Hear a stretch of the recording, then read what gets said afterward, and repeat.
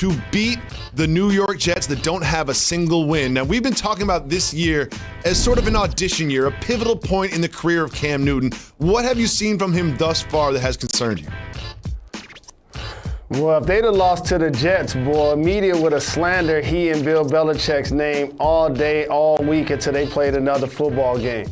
And I came into this season feeling like even though the Patriots have limited weapons on the outside, Edelman's out, don't have a true run game consistently, that Cam would catapult himself back into the top 10 quarterbacks of the NFL, Jacoby, and I was wrong. Looking at his throws, some overthrows, some throws at the ground, some inaccuracies, and we know that Cam has dealt with some shoulder issues. We know he's dealt with COVID, so probably any of that can have an effect.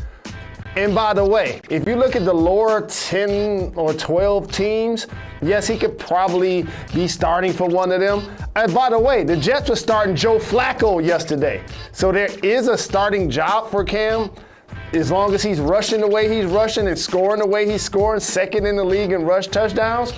But as it relates to going to the Patriots, playing one season and then getting signed by a contender, at this point, based on his productivity, I don't see that happening right now. And we are only halfway through the season, so there's a lot of GMs watching his performance. But when you have Jake Luton and Garrett Gilbert starting at quarterback, there's a starting spot for Cam. But as you mentioned, it's probably not in one of those top-tier teams. But we're rooting for you, Cam, and he has improved ever since he got over COVID, which I think is something that we cannot overlook that you mentioned. Now, Jalen, you know I'm not going to move on to the next topic without celebrating a fellow Jacoby. This time it's Jacoby Myers. Jacoby Myers had himself a game. Cam just went back to Jacoby, back to Jacoby, back to Jacoby. And when they needed a real crucial play, guess who got the ball? Jacoby Myers. Now, I haven't repped for Jacoby the way I normally do for Jacoby's because he hasn't performed up to it, but he was great last night. I look forward to him in the second half of the season. I look forward to him in the second half of the season doing what he did last night over and over again. Now, Jalen, we go to another team, the Buccaneers. And one thing I found so interesting about that terrible, terrible loss was the quarterback play of Tom Brady, one of his worst games. And here is what his head coach, Bruce Arians, said about him and his targets, or lack thereof, of Mike Evans. Mike was open a bunch in that ball game. He just didn't get targeted. That's all. He was open. Mike was open. Mike was open. Oh, he was open. He just didn't get targeted. That sounds like the head coach criticizing the greatest quarterback of all time that he just brought in. Jalen, what do you think about Arians' words about Tom Brady targeting Mike Evans?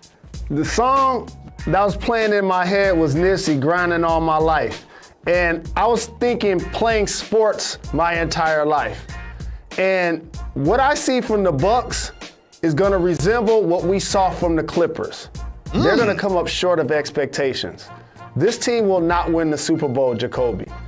Just think about this.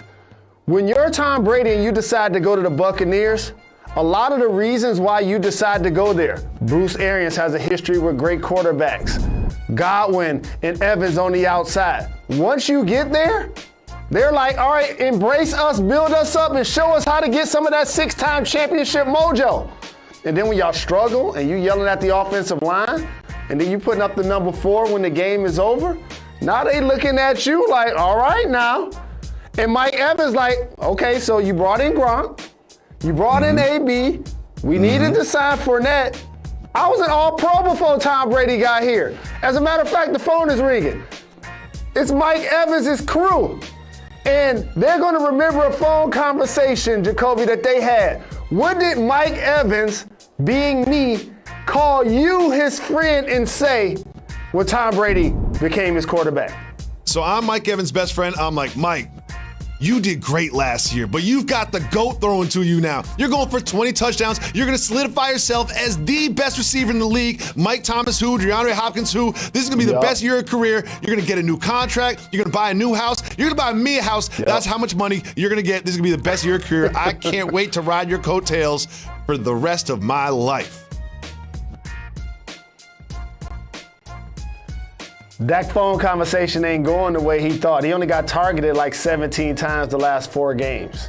And he and Godwin were a dynamic duo when Jameis wasn't throwing the ball to the other team. And by the way, didn't they play the Saints the other day? And the Saints didn't just win. They waxed the Bucks.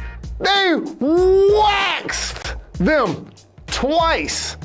So again, it's only halfway through the season. They have some terrific talent on their team. Their defense, as you know, as you've lauded, has put pressure on the quarterback when they've had opportunities.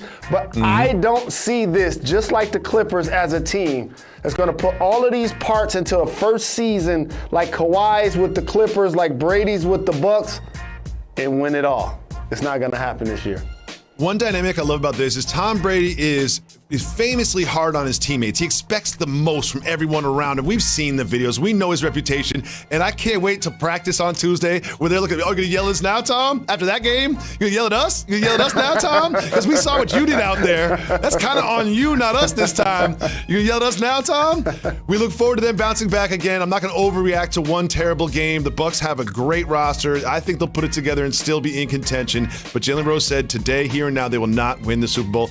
To another team that definitely is not going to win the Super Bowl, the Dallas Cowboys. Its VP Stephen Jones said that he absolutely unequivocally supports Mike McCarthy being the coach next season, and he went on to say that we like stability. That's why we stayed with Jason Garrett for 10 years. Let me remind you that Jason Garrett was the coach for 9+ years. They won 2 playoff games.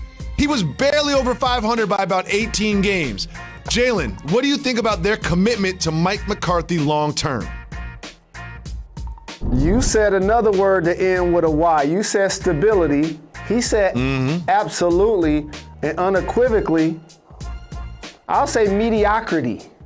How about that? That's what they were when Jason Garrett was their head coach.